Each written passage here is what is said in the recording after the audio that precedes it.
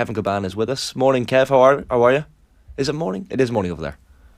Oh, yes. It's too early. It's still early in the morning. 10:50 now. Morning, Shane. How's it going? Adrian, how's it going? Kev, morning to you. Keeping well. We've been discussing Ronaldo's goal / no goal last night, but I think it's Bruno Fernandes's goal, isn't it? Yeah, I think so. I only caught that on the TV, yeah. He looked it, didn't he? It didn't look like he got any... Well, you always look at the ball, don't you, when they slow it down, and you can see some sort of change in the movement on the ball, and it didn't change, did it? It was definitely Bruno Fernandes's goal. It looked like it anyway. 100%. It was. How does the remainder of your tournament shape up now, Kev, with the games? Like, how do you approach the last round of games? Yeah. Are you going to pick and choose which games you get to go to, or how does it work? No. I'll be on every day now, every single day that the games are on now until the end of the tournament. So last night I was able to get to watch Brazil. So I went and watched Brazil and Switzerland last night, which was great. And then now it'll be all studio apart from the Canada game. So we'll be doing the Canada game again, but they play Morocco in a couple of days' time. But every other day apart from that will be tonight. We're doing I'm on the USA-England game tonight and the Wales-Iran game. We're doing that game as a set. No, that's not right, is it? It's England-Wales, sorry. Yeah. England-Wales game tonight. And then the following night, I think we're on the earlier kickoff. So it's just kind of going to flip between the two, but we're just going to take two games. But we can obviously only, because of the two that's been played together, you're going to have to try to keep an eye on both games, which... It's not always ideal, actually, when you're trying to analyse the matches, but it'll be fine. It'll work out well. The England-Wales game, like, of course, England essentially 1 foot into the last 16 regardless, but it'll still tell us a little bit about where they're at in terms of performance, because the USA game was... it was surprising to some people. I guess there was an expectation that England would maybe go and win that match and kind of go into the last game not needing much at all, but USA put it up to them. Yeah, they did. They did put it up to them, and I think you're right in saying that it'll show us a little bit where England are in this game. It's what's he going to do? What is Southgate going to do? You know, there was talk in the last couple of days, wasn't there? He's going to bring Foden into the side. I mean, I was talking to the guys last night, talking to Joe, and I just said that you can't believe in that type of game against the US. If you've seen the US and how they play, the high pressurized game that they do actually play. It's in the wide areas where you've got to bring the better players in, and you would have thought that game especially would have been ideal for Trent Alexander-Arnold, but he clearly just doesn't want to play. What's the point in putting him in the squad? What's the point in having him in there if you're not going to try to use your squad for certain games? And that would have been the ideal chance, I feel, but it wasn't to be in that one. But I think it's right in saying let's see where they are, because Wales have been dreadful, haven't they? In the two games, they've been awful. US and Iran, they were so bad in both matches. So you expect England to go and maybe steamroll them a little bit, but I think you probably get a performance out of Wales in this one. I think there's going to be that little bit of rivalry. There's going to be that we have to get something. We've got to put it up to them. So it'll be interesting to see in this one how this game's going to flow. It was interesting, like I was reading the back pages this morning, and Gareth Southgate was kind of asked in one of the press conferences about the famous / infamous clip of Wales players from Euro 2016 celebrating Iceland's win over England, and he was basically asked, was it a motivating factor? And he said, I couldn't say. We are aware of some of that. And Luke Shaw had said it wasn't nice. So, like, I guess for England, you need little motivating tools like that to get up for a game against Wales. Yeah, definitely. I know we saw it the other day, didn't we, with Croatia and Canada, when John Herdman had said what he'd said, F Croatia, and all of a sudden Croatia, we're in a bit of a hole. Dalic is under pressure. He's getting questioned on his team selection, and you use anything you can just to get you through it, and they did it. England will do it again. I think we have done the same as Irish players, seeing England get beat against Iceland. I have to say that. I know I would have done. So it's just the way that it is. And I think if England can use anything, and I'm sure if I was Southgate, I would have actually, I'd probably show them the video again, and I'd probably say, look, you know, these guys, the majority, or there's quite a few that's still involved in the Wales squad that's going into this game. Just use it. Use one little thing that's going to give you that little bit of an edge in the match. Nice top, by the way, Kev. It looks like you've sort of reached that point of the tournament where you're having to dip into the freebies. Do you know? Yeah, that's very true. But you know what, Adrian? You'll never come with a great point to start a conversation. Well, I like it, Kev. Well, It's fine. It's fine, but you just, I didn't say I didn't like just it. come in with. I just said it's one of the freebies that, you know. I'm not talking about whether you like it or not. You're not starting a conversation with, Kev, I saw Brazil the other day. They were playing in a certain way. It was great to see them. What did you think of that? It's to right. come in well, with something. Let's get into that. Something negative. Pre-tournament, you and I want to loop back to England, Wales, but you've drawn me out now. Pre-tournament, you said that the US were brutal, that they weren't going anywhere fast, and they've obviously pulled off a draw against Wales and a draw against England. If it goes with odds, they'll get past Iran today. Did I say brutal? Progress with some version of that. So you're accepting. You have to accept at some point here that you were very good. You were wrong about that. Not very good. No, not very good. What did I say about them? And I think Shane maybe even backed me up. I said they don't create chances. They've got a lot of energy in the team. Tyler Adams, top-class player. I could probably say he's maybe one of the best midfielders, if not the best midfielders of the tournament so far. But up front, they don't create chances. They don't have a 9.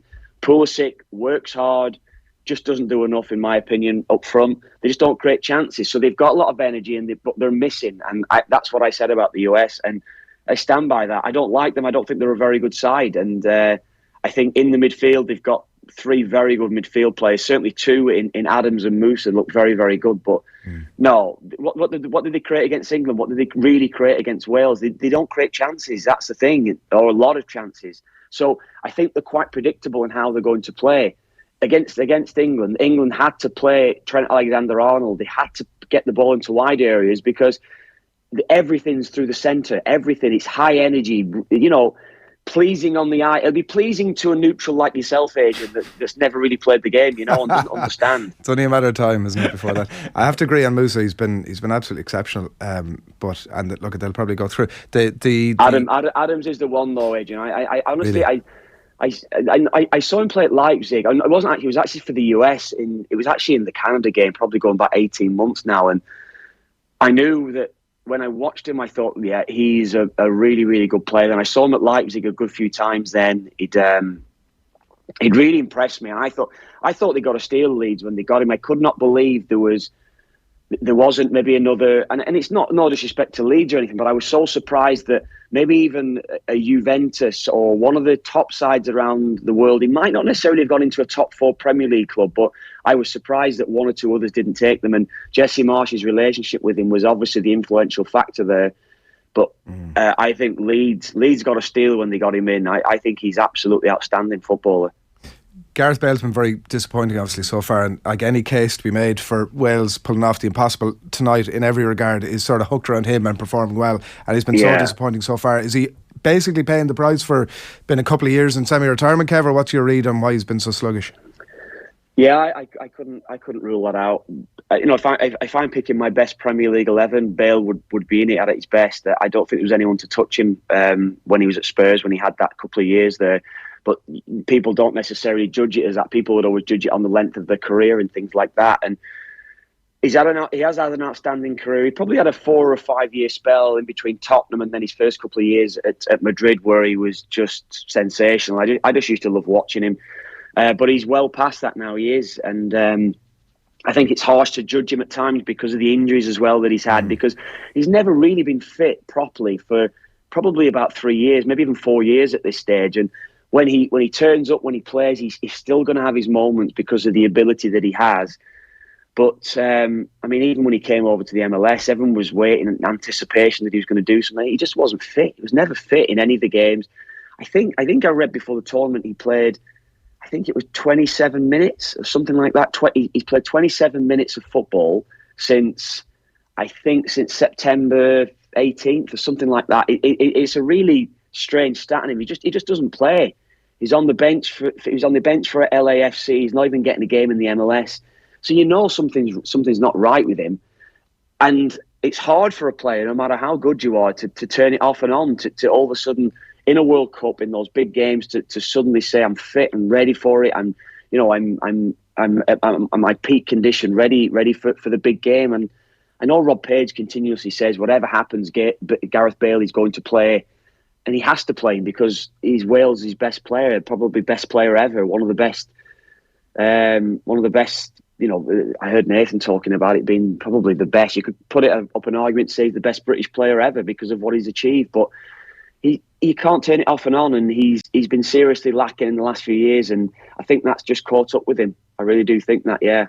I suppose a lot of the narrative with England, Kev, has circled around Phil Foden, and I mean, I know Southgate has kind of spoken about needing to find the right formula to get him into the team, and I understand that, but I mean, 20-25 minutes against Iran, unused sub against the United States, like, you're talking about best players. Like, there's an argument that Foden is England's best player.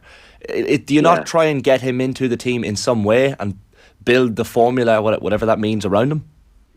Definitely have to get him. I couldn't even believe in the Iran game. I know they won 6. I could not believe that when he started his 11, like everyone's picking which way they think Southgate's going to go. Is he going to go with the 5? Is he going to go with the 4?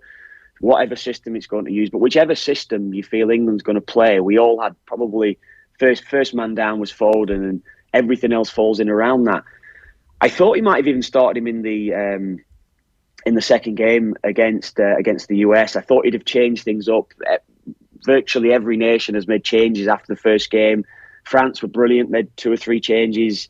Brazil was probably forced to make a change, in fairness, but most of the teams made a couple of changes, and I think that's always the best way to do it, because it's just it keeps everybody almost focused, if you know what I mean. People might say, why are you not focused at a World Cup? It still comes down to it. I want to play every game I want to play. So if you're making those changes and you're picking some of these other such talented players that England have, and you're making 2 or 3 changes and putting them in, everyone's had a game then, or the best players have had a game going into the third game, certainly when you approach the knockout phase of the tournament. So I couldn't believe he didn't even start him in one or the other match, but he felt as though by sticking with the same 11 for the US game, that was going to work. But as I said earlier on, I thought Trent Alexander-Arnold was prime for that USA game. I think if you watch the way the US play, everything narrow and things like this. But Foden is the one player. He is England's best player. He's been probably right up there with the very best in the Premier League over the last couple of years. I think England's insistence, and I think we saw it even going into the Euros, or Southgate's insistence on having that little bit of an approach is, let's not concede. If we don't concede a goal, we'll be fine. But I think even Iran showed that with the chances that they had, even aside of the 2 goals that they scored, Iran had 1 or 2 chances where a straight ball got in behind Maguire and Stones. They are vulnerable to quick transition, and I know that's maybe an argument to say why you won't play Trent Alexander-Arnold, but with England in this group stage, it's going to be about what you do when you have the ball. Get your best players into positions that's going to provide. Who's your best cross of the ball? Alexander-Arnold. Who's your most creative player? Phil Foden. And I can't believe no other nation, none of the top nations would ever have it that you just don't play your best player. It just doesn't happen. Phil Foden would get into every single other side at this World Cup, and so would Trent Alexander-Arnold. And Southgate approach at times, just I don't know. It baffles me. It does. I think he's almost hoping that the side, or by keeping a clean sheet, he'll win a game 1-0, or he'll make sure that he just gets that result to get them over the line. And I just feel England's going to fall short again come knockout stage against one of the best teams. We've got a message in here from Anthony Ryan on YouTube. Lads, could you ask Kev why strong, experienced teams like Uruguay can freeze and totally fail to turn up 2 matches in a row? Like, is there an element of this, like, it's almost like the Olympic athlete, like, it comes around it once every 4 years, so when it comes around, there's serious bit of pressure on, and you kind of get that sense from Uruguay that they're putting a serious amount of pressure on themselves and it's backfiring. Yeah, it's nervousness, no matter who you are. Even Neymar and the expectancy that's on him, and Brazil, Messi. I mean, in fairness, Messi's been he has been pretty poor in the 2 games, and that's largely been down to how sides have played up against him. The Saudis and Mexico, what they did up against him was just squeeze the life out of the game. More so Saudi, actually. So the best players, from what I've seen, even what Morocco did in the first game, I thought Morocco have been brilliant in the first 2 matches that they've played as well. And what they've done, they just squeezed the game out of Croatia and Belgium. So sides are going to find it difficult. They're going to be nervous. There's going to be the expectancy that's on the shoulders when you play for your country. And I've always said it's just totally different. It's totally different. You can get into a comfortable rhythm at your club, go under the radar a bit, and again, even the big boys that's under scrutiny, it's almost as if you can just keep going. It just becomes natural, and that rhythm just goes in week to week. But there is always that the World Cup's coming around or a big international's coming around in 3 or 4 weeks' time, it's always in your mind. So when you meet up with the players, and this has almost become like the first game, albeit it was a World Cup, but they've only had 4 or 5 days, 6 days to prepare, and all the coaches are complaining about the lack of preparation time. But that's what it's been. It's just you go straight into the games off the back of club football. So the nervousness, I'm sure it catches up with everyone, no matter who they are, and that will not go away, no matter who it is. So if you've got the players around you that can settle each other down, and you've got that togetherness, yes, that I'm certain that helps. I know Mbappe's been brilliant, and he's had so much effect on this tournament. But I felt it affected him in the Euros. I felt as that nervousness for a big tournament affected him. I think he's maybe learned from that a little bit. So I think that's fair to say. Uruguay were dreadful, really. And I mean, I don't know what you all thought about the penalty last night. And I know everyone's telling me about the Fernandes thing, but I thought that when he brought Suarez on last night, Uruguay just was starting to go for it. They hit the post, and you felt as though that there might be something for Uruguay late on in the match. But I was watching the game, and it's no penalty, absolutely no penalty, because there is no way that as Fernandes goes past the player, he nutmegs him, and he's falling over. That can never be handball. There's no intention to it. He's not put his hand in an unnatural position. The referee shouldn't have been put in a position to go and make a call on that. So no penalty. Should have just gone with the on-field call, because the referee saw exactly what had happened. No penalty, absolutely no penalty ever. That should the only case for it is, and like, look, I was watching. I had caught the punditry on. I missed it on TSN, Shane, last night, but I caught the punditry on ITV. They all thought it was a pen. I wasn't on. I wasn't on, Adrian. I went. Did they? So, Joe Cole on ITV said, any football person, which is a comment that when you start out with, just drives me absolutely bonkers. Any football person is so condescending to begin with to his audience, apart from anyway, not the point. They all agreed that it wasn't a penalty, and Stephen Kelly was the only one of the RTE panel who said that he felt it was. He said, by the letter of the law, it's not, but I feel as if it was. And I have some sympathy for that, because, like, look, I take the point. He's where is he going to put his hand, right? But think about it a different way, right? When Fernandes puts the ball through, right? If it doesn't touch his hand, Fernandes through and goal.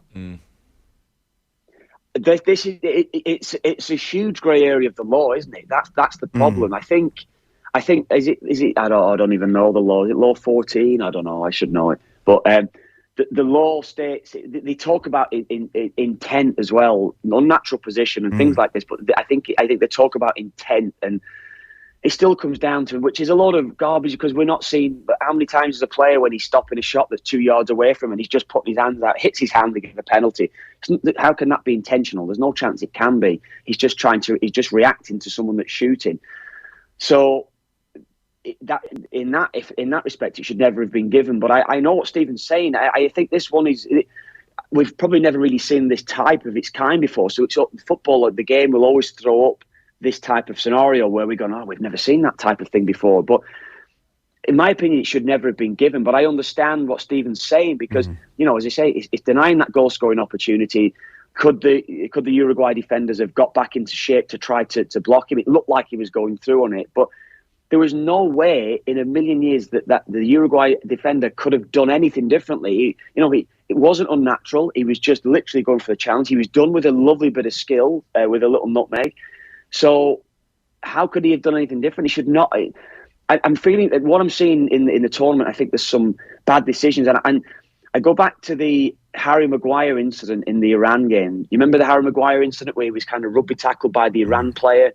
And it was a clear penalty. There's clearer penalties you're going to give. It wasn't sent for a review. And then the Iran player in later on in the match that had his shirt tugged, was it Stones? I think it was. I'm not too sure whoever it was. Had his shirt tugged, and probably it was definitely a way less incident or way less of a foul than Maguire, but they give the penalty. And I think that Maguire set the tone for what referees are saying. I think there was maybe something that was mentioned to say, look, we can't be getting these sort of decisions wrong. We'll review everything. And there's been a couple. The Ronaldo one the other night as well. Ronaldo's fallen over. There was one in the Qatar game, the Qatar match, where there was a slight touch. It was a slight touch on the calf. The guy's just fallen backwards. It's not a pen. Just because there's contact in the penalty area, it doesn't necessarily mean it's a penalty. So I think they're being mistaken in the judgment now, maybe down to what was said around that Maguire penalty. And so that's what goes back to that one. I can't see it, Adrian. I don't think it's a penalty, and I don't think the referee was helped, and I don't think the referees are being helped by who's in the VAR booth, because they're asking the referee to review it, and when you're asked to review it, you second guess yourself, and you feel as though you have to overturn the decision that you've made on the pitch. Just finally, Kev, before we let you go, Messi to Inter Miami is being discussed and talked about potentially, whether it's after the World Cup or maybe towards the summer. This would be the highlight of Messi's career, wouldn't it? Being managed by the great Phil Neville. By the great Phil Neville, I know. It's going to be. There's been talk of it for a long time. I think his family live in Miami, don't they? I think his dad or he has a place in Miami. So it's been talked about for a long time that he's going to be joining Miami. There's probably only 3 clubs that probably would have taken him, and Miami would have been one of those. So yeah. I think it'd be great for the league. It will be. I'd like to have maybe seen him play, try to win a Champions League for another 2 seasons, maybe just play at that real top elite level for another couple of years in Europe before that move would have taken place. He's not young.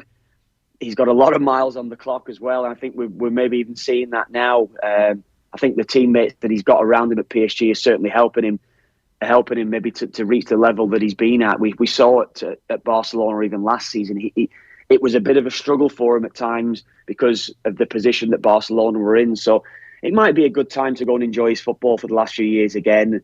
I think there'll be less pressure on him. I think he will certainly be less recognisable, I think, certainly playing in Miami than he will be anywhere else in the world. So I think it'd be good for him if he wants that sort of quieter lifestyle, because the league is very, very different from anywhere else in Europe, yeah. He'd be playing alongside a former Republic of Ireland underage international. Who's that? We thrown out to our MLS expert, the one person that we could get in the line that would know an MLS squad inside out, Shane. He's throwing you under the bus here, Kev. Oh, yeah, I think a great football person like Kev was going to know this one off the top of his... Who's that? Well, Gonzalo Higuain he announced his retirement. No, he's not a former Ireland international. Higuain, no. I'm just talking about the squad. You're doing a Nathan Murphy on it now. You're spooling through the information you know, which is no relevance to the answer whatsoever. Yeah. I'm asking. I asked you the question. Links to the manager. Oh, his son. Yeah, Phil's son, of course. Yeah, Harvey. Harvey Neville. Ah, yeah. He had one appearance that he won at 19, something like that. Kev, football man Adrian Barry came out with this one this morning. Football man, yeah. Football. You can read all the stats you want. It's good. The ultimate insult.